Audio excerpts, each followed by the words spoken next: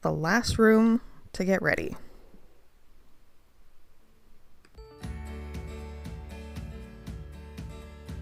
Over the past few months, it's felt like we've rearranged half the house. This room originally was our guest room, so in order to put the nursery in here, we had to move the guest room to Dan's office, and then we had to move Dan's office upstairs. But the upstairs attic was really creepy and not finished, so we had to finish that first, and then we could rearrange the house. But once this room got emptied, we kind of just took a moment and threw all the baby stuff in here. So in order to actually finish this room, I now need to empty this, basically piling this all onto the guest bedroom.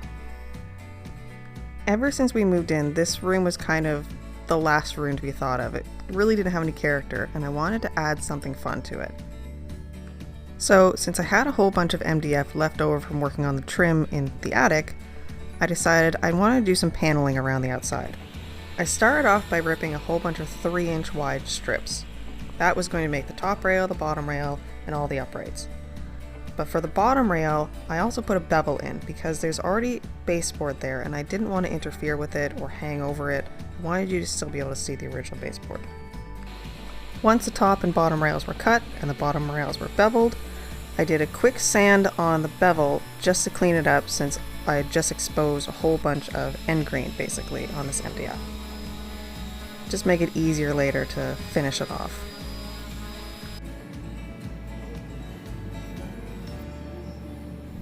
Most of the walls upstairs were longer than the 9-foot pieces I had.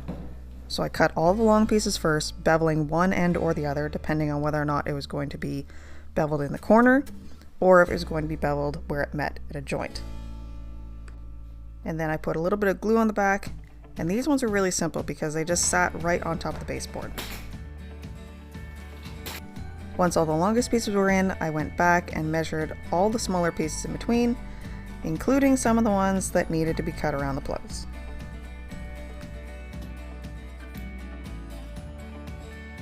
Ideally, these would have hit in the middle of a panel, but as you'll see later, not only did the only 2 plugs in this room hit the bottom rail, but they also managed to hit 2 uprights.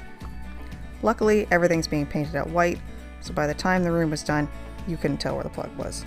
It didn't stand out.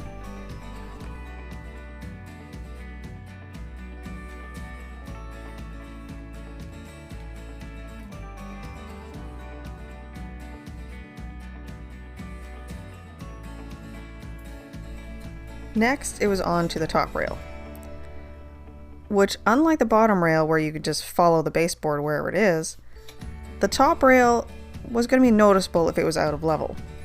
Or kind of. I started with my level, going all the way around the room marking it, which, side note, make sure your laser level is actually leveled before you start marking things. I had to go back and redo this. But once all the markings were right, and I started installing the top rail, I realized how much it was emphasizing how out of level the floor actually was.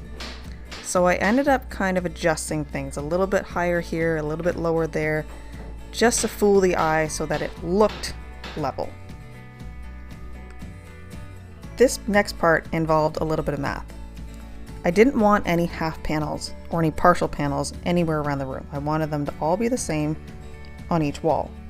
But since none of the walls were the same length, they all had to be slightly different. So I started off by measuring off the wall, minusing 3 inches, which would basically give me the center point of the 2 outside posts. And then I divided the remaining of the wall by 16.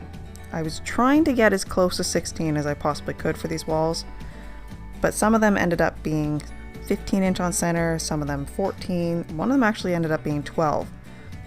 Because each wall had full panels all the way across, the naked eye can't actually tell. If you really stand and stare at them now, you can probably tell which wall has a skinnier one, but overall walking in the room, you never notice. Once I knew what my center line was on each wall, I took a scrap piece with a center line marked on it and moved it all the way around to each point. This showed me where all the uprights were going to go. Technically, you don't have to do this step, but it helped me confirm to make sure that each panel was actually going to be the same. Once all the center lines were marked, I ended up with a crazy looking cutting list. And if you take a close look, you can probably see where the lowest points of the room are. Then it was just a whole bunch of trips back up and down the stairs from the shop to the room, cutting all of the uprights. I tried to batch them out as much as I could so that I wouldn't have to do the stairs quite as much.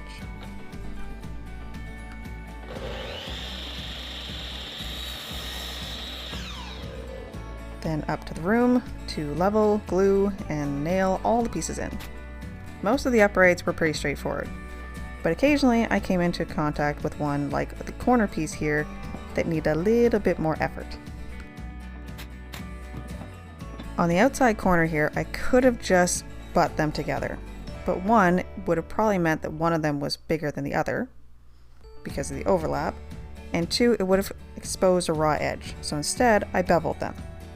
But like all good old houses, the wall is not square. It was a pretty simple fix, it just meant I needed to cut a little bit more of a bevel out. But because my table saw didn't quite go as far as I needed to, I took as much as I could off from that and then just sanded the rest of it. And just like that, you'll never know this corner is not square.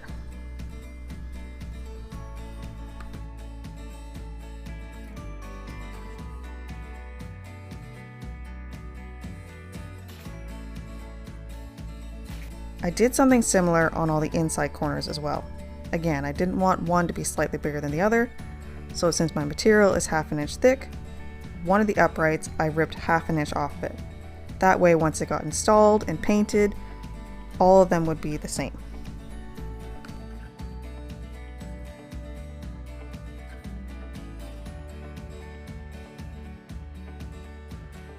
The last finicky step was to cut around the 2 plugs. Again, it would have been really nice if they had landed in the middle of a panel, but that's not how the measurements worked out. So I leveled it off, marked out the plug, and then just rounded over the edges a little.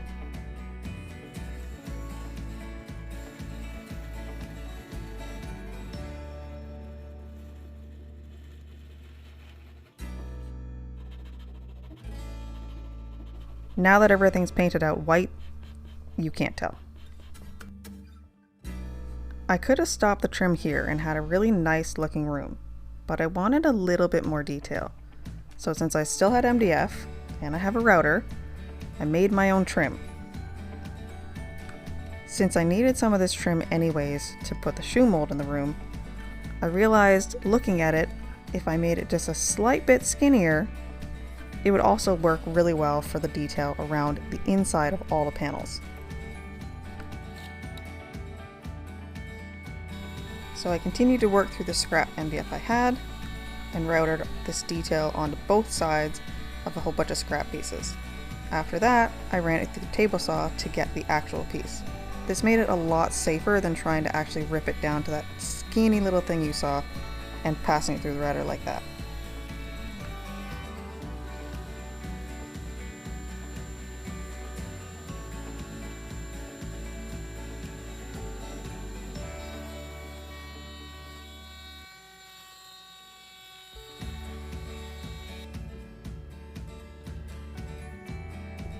Although you can do this with the MDF you get from the big box stores, this was MDF I had left over from making cabinets. So it's a little bit higher density and it takes the profile a lot better and it stands up a lot better to any bumps and scrapes, which is why I was able to use some of this also for my shoe mold, which takes a little bit more of a beating.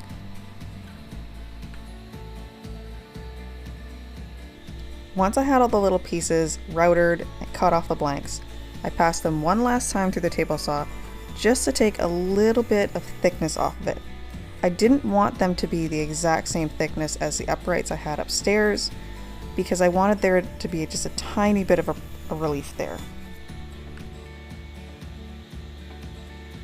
Once they were all cut, I gave them a quick sand just to take off any saw marks, any burrs, any little bits of material left over by the router, just to clean them up a little.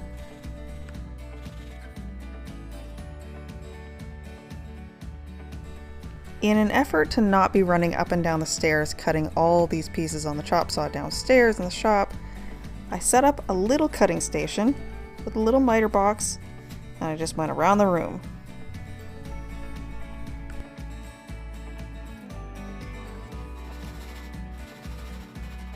Because every panel on every wall was a different size, and all the heights were different because the room wasn't level, batching these out as bundles downstairs wouldn't have worked. And running those stairs for hours and hours also wouldn't have worked.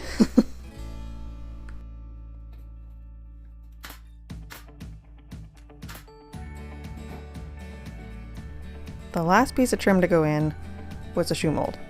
I painted this ahead of time so that I wouldn't have to paint really close to my floor. I did end up having to do a little bit of touch up just where the caulking was and any nail holes, but I didn't have to get right tight to the floor because it was already painted.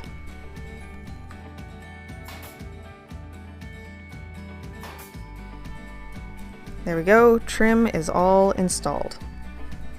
It looked nice the other way, but it just looks a little bit classier this way. And eventually I do want to put a cap piece along the top rail, but with lockdown restrictions, it was hard to get a hand on those.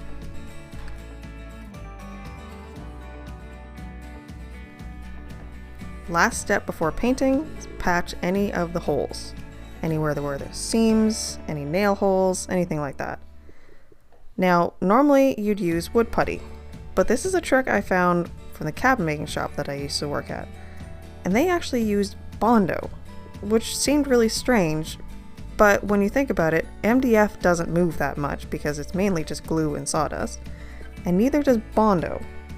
So they actually worked really well and gave you a nice solid finish.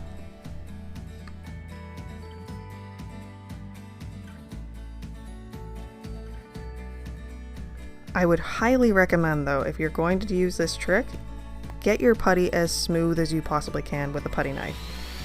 Because sanding this isn't just a little bit of hand sanding. This stuff dries rock solid. So I made sure to mask up, I had a fan running, the window open, and creating negative pressure to push all the dust out of the house rather than back in.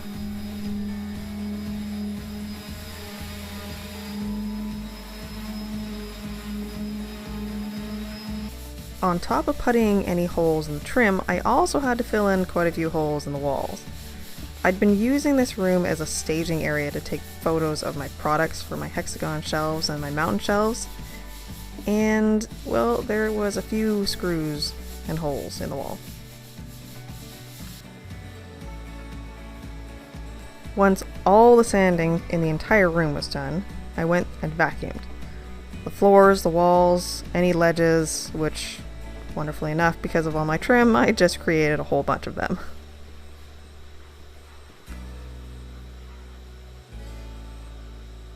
After I got the room vacuumed and mopped and wiped down, this was the part that I'd been looking forward to the most because it had the biggest impact change.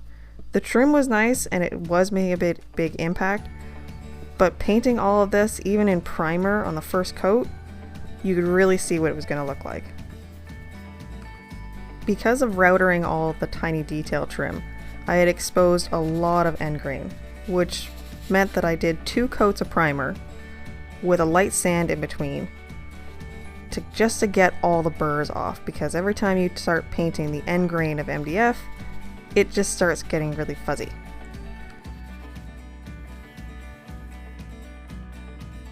At this point, I got a quick coat of paint on the walls. I was just going to do where the patches were. Unfortunately, I discovered as I was doing this and as it was drying that even though it was the same paint, same pigment, same color, it was just a slight bit different. So I ended up having to paint more walls than I meant to.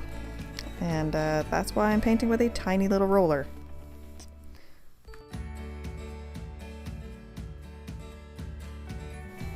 This next part was a bit of preference.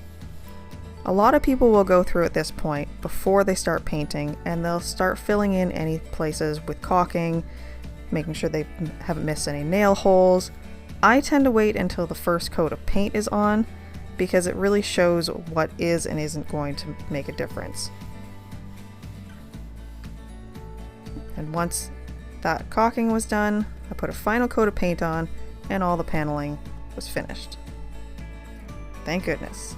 that definitely took a while.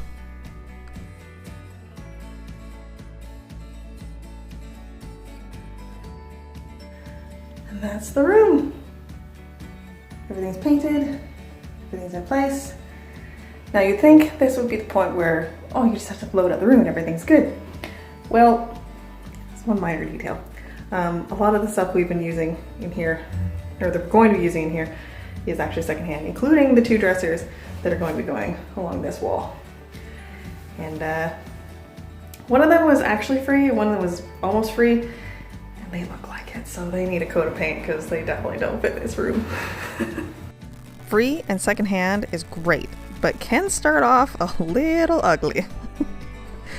So these were the 2 dressers, and the brown one, literally, my dad sent me a message saying, I know it's ugly, but... So we ended up painting them. Took all the drawers to the shop, took the handles off, gave them a light sand and a paint, and did the same thing for the dresser carcasses. Refinishing pieces of furniture is something I've done a lot of in my life. I usually look for the bones of the piece. Does the shape of it look nice? Do I like the pieces of it? Is it well built?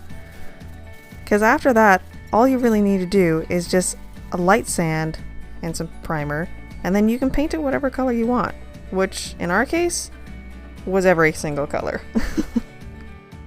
To keep the overall look of the room, I painted the carcasses white because the crib is white, the trim is white, so everything at that level was white. But the drawers, we did something fun. The theme of the room was rainbow, and since for the wood chips I have access to a rainbow of colors, it was kind of fitting. So all the drawers got painted a different color, as well as a bunch of hexagon shells, which I added in because, you know, I have to add those. And then finally, after all this time, we start putting the room together with all of the colors.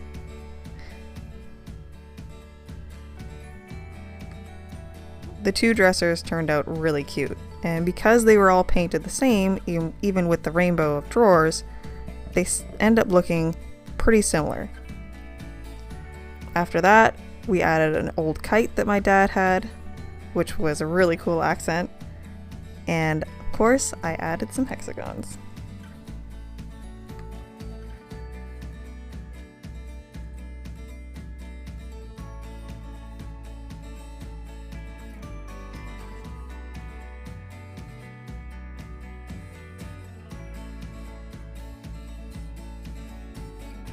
There's still a few finishing touches for the room. A few pieces were missing, like a rocking chair, maybe an end table, toy shelf, little things here and there, but overall, we're really happy with the room. And we can't wait to soon bring our little one home here.